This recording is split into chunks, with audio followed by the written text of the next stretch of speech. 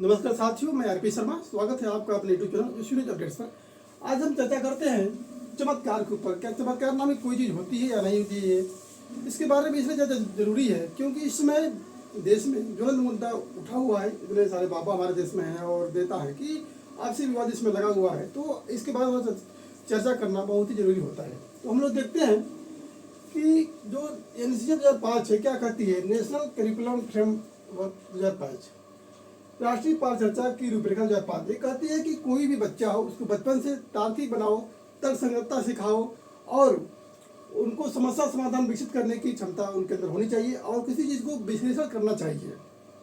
उसमें ऐसा कोई चीज़ नहीं है, चमत्कार या देव शक्ति, ऐसा कोई चीज़ नहीं है, क्योंकि नेशनल करिकुलम फ्रेम नेटवर्क 2005 जो भी बनाया गया है बच्चों की पाठचर्चा रूपरेखा, उसमें ऐसा बनाया गया है कि बच्चे खुद से तर्क करें, खुद उसका विकास, खुद क्वेश्चन का समाधान अपने सीखे, यानी हर चीज़ उनकी गतिविधियों के साथ करके बनाया गया है।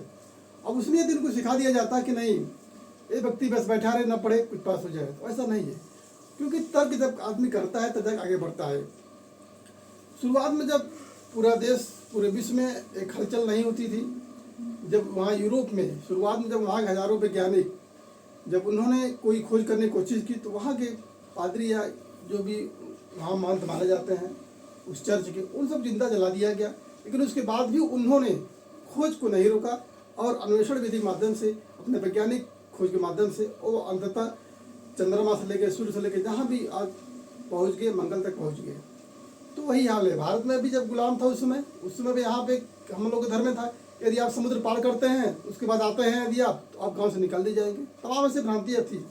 तो जो NCF 2005 बताता है कि बच्चों में नैतिकता, ज्ञान का विकास, वैज्ञानिक सोच, परंपरागत से हटके सोचना, रूढ़वादी मत बनो, इन सब चीज़ों को बताता है कि आप आगे कैसे बढ़ना है, इन सब चीज़ करके आगे बढ़ सकते हैं।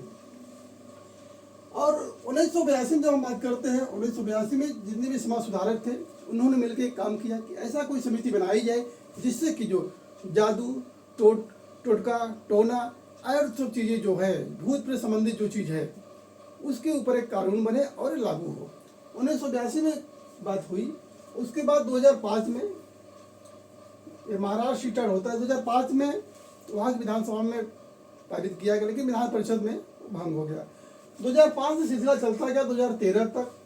2013 से सिलसिला चला और अंततः 2014 में वहाँ जाके पास हो गया महाराष्ट्र में, यदि कोई व्यक्ति जादू टोना के नाम पे आप राम कथा बोलिए, आप धर्म का प्रचार करिए, जो करिए, लेकिन यदि आप दिव्य शक्ति बताते हैं, कोई हम चमत्कार करते हैं, कोई ऐसा किसी को जादू टोना, किसी को बताते हैं कि आपके पितृदोष है या आपके अकाल मृत्यु है, ऐसी कोई आप चीज़ अगर करते हैं तो आपके खिलाफ 6 महीने का आपको कारावास हो जाएगा और 5,000 से 10,000 रुपये तक आपको अर्थदंड भी देना पड़ेगा। इस प्रकार से प्रावधान वहाँ पे रखा गया है महाराष्ट्र में।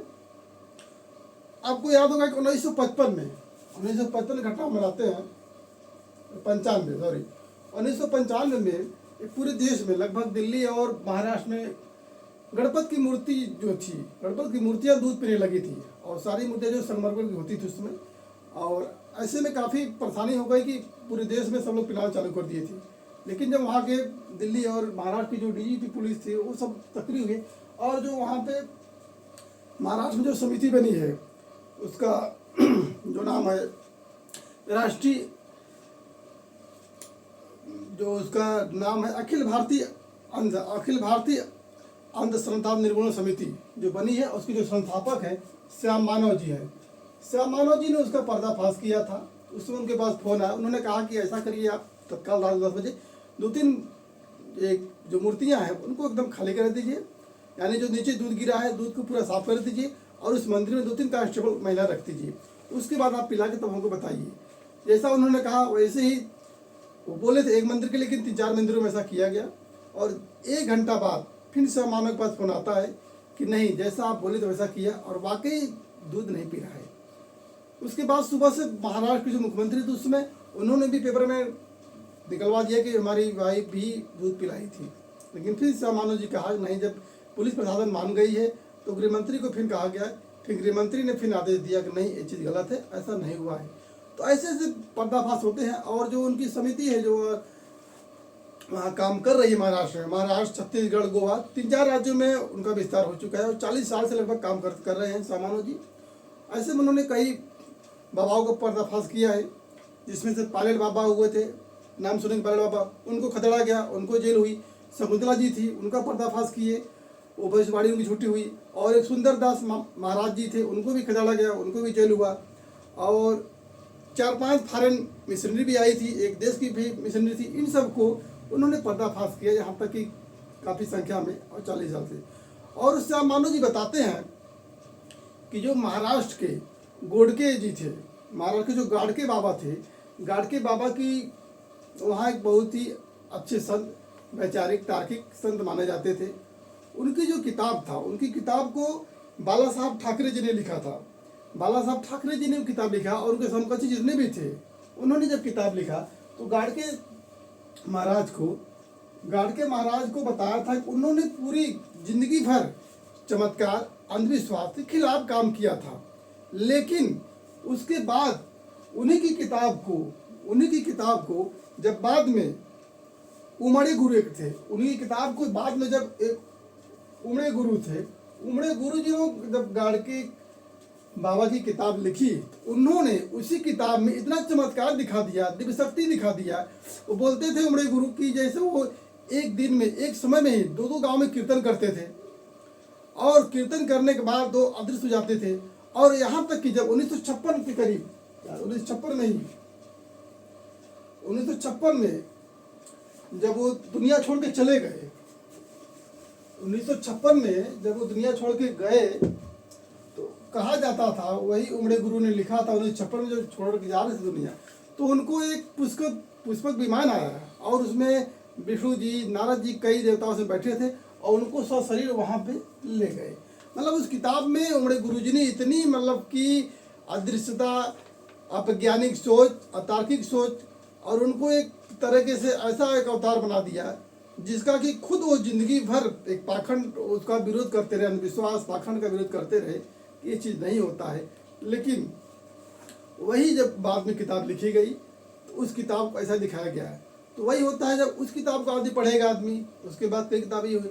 लेकिन जो श्याम मानव जी थे, उनकी किताब पढ़ी, जो बाबा साहब ठाकरे जी लिखे थे, और उनके समकक्ष जो लिखे थे, उनकी किताब पढ़ी, और उनके कई लोगों से बात भी किए, हजारों लोगों से। तो उन्होंने बताया कि ऐसा कोई, उन्होंने सारी जीवन अपने चमत्कार के खिलाफ, अंधविश्वास के खिलाफ काम किया था। और ऐसे में उनको बाद में ऐसा किया गया कि उनकी किताब को फिर कॉपीराइट करके अपना चीज़ जोड़ दिया गया। इस प्रकार से ये सब चीज़ें होती हैं। तो जो महाराष्ट्र में अखिल भारतीय अंधश्रद्धा निर्मूलन समिति पिछले 40 वर्ष से काम कर रही है, उन्होंने कई लोगों, उनका मानना है कि भाई हमें ईश्वर से कोई वो नहीं है, लेकिन ईश्वर और धर्म के नाम पर यदि आप किसी को बरगला रहे हैं, पैसा वसूल करने का माध्यम अगर वो है ईश्वर और धर्म के माध्यम से, तो उसके खिलाफ है। और जो एक बागेश्वर बाबा जी, बागेश्वर धाम के जो धीरेन्द्र शास्त्री जी हैं, वो जब वहाँ पे गए थे तो वहाँ पे उनका कार्यक्रम भी था। तो वहाँ पे जाहिर सी बात है कि जब दिव्य शक्ति में अपने बोले कि कुछ ऐसा बात की जो कि कानून जो बना, कानून के खिलाफ था, तो उनके खिलाफ उन्होंने श्याम मानव जी ने तुरंत कंप्लेन किया और जेल में भी बंद हो गए होते, क्योंकि कई बाबा जेल में बंद, क्योंकि ऐसा जो वहाँ का जो एक्ट बना है, उस एक्ट के हिसाब से अगर करेंगे तो कोई भी रहे। लेकिन हुआ क्या, उस समय वहाँ के वो मुख्यमंत्री और नेता भी गए थे, तो ऐसे में उनको वहाँ से हटा दिया गया कि आप यहाँ से चले जाइए, नहीं तो बाद में हमला हो सकता है।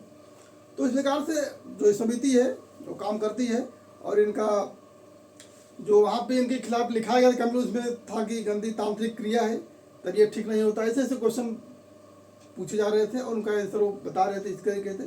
तो जाहिर सी बात है कि इन सब के लिए वहाँ पे कानून बना है और इस हिसाब से वहाँ पे जेल में डाला जा सकता है, और जो अर्थदंड है वो अर्थदंड भी वहाँ पे देना पड़ता है। और जो उमड़े जो वहाँ के महाराष्ट्र के जो गाड़के बाबा थे, वो पूरी जीवन और हाँ, गाड़के बाबा के बारे में जो उमड़े गुरु लिखे थे, वो बताए थे अपनी किताब में कि उनके पास एक अन्नपूर्णा भंडार था, वो जब चाहते उसमें से तब जिसको चाहते जितना निकाल देते उतना निकाल देते। आप लोग टीवी सीरियल में सुने होंगे, अन्नपूर्णा भंडार रहता है कि एक चमत्कार है, कितना निकाले कितना चला गया। ये सब चीज़ें टीवी में ही, और जो गलती कापी में लिखी उसी तरह, लेकिन जो व्यक्ति खुद उसके खिलाफ रहा, उसी को ऐसा बना के वो सब ऐसा कर रहे हैं। तो कहने मतलब कि एक नॉर्मली सी बात है कि आदमी खुद सोच सकता है कि यदि कोई चमत्कार या कोई ऐसी शक्ति कोई आदमी कर रहा है तो जाहिर सी बात है बहुत सी चीज़ें आदमी कर सकता है। गरीबी दूर कर सकता है, मृत्यु हटा सकता है, बहुत सी चीज़ें हैं। आज भारत देश चाइना के साथ आज़ाद हुआ, लेकिन चाइना कहाँ है, भारत कहाँ है? क्यों नहीं? जब रूढ़िवादी रहेंगे तो जाहिर सी बात है विकास नहीं कर पाएंगे। तो इसी हमारा यही सलाह है, जो भी आपके बच्चे हैं, बच्चों को आप शुरू से ही तर्कवादी रूढ़िवादी से बचाएं। उनको एक वैज्ञानिक सोच के माध्यम से उनको एक विकास की सीढ़ी पे चढ़ाएं, जिससे कि आपका बच्चा भी आप कुछ नया कर सके और अपने जीवन को कर सके। क्योंकि इस समय जो माहौल चल रहा है देश का कि आदमी कहाँ से कहाँ विकास कर रहा है, और भारत यही है कि इसी चीज़ में आज फंसा हुआ है। जैसे कि विदेश वाले कहते हैं कि मदारियों का देश रहा है, तमाम चीज़ें हैं। अब आज स्थिति भारत की कितनी दयनीय है आप लोग जान ही रहे हैं। तो इस वीडियो को बनाने का उद्देश्य किसी धर्म या पाखंड, किसी धर्म का ठेस नहीं था, लेकिन ये है कि जो वैज्ञानिक सोच है, जो यूनिसेफ जो पास करती है, उसको आपके फॉलो करना है। और उसमें कई सारी चीज़ नहीं लिखा गया है, तो आप लोग भी अपने बच्चों को ऐसी वैज्ञानिक सोच पैदा करिए जिससे उनके अंदर भी अपने से समस्या समाधान करने की एक समझ विकसित हो और तार्किक सोच और तर्कसंगतता के साथ आगे बढ़ने की उनकी प्रक्रिया पूरी हो। इसी के साथ हम वीडियो एंड करते हैं। वीडियो यदि आप लोग को पसंद आए तो वीडियो को लाइक शेयर सब्सक्राइब करना न भूलें, जिससे आगामी कोई और वीडियो आए तो आपको सबसे मिल सके। धन्यवाद, नमस्कार।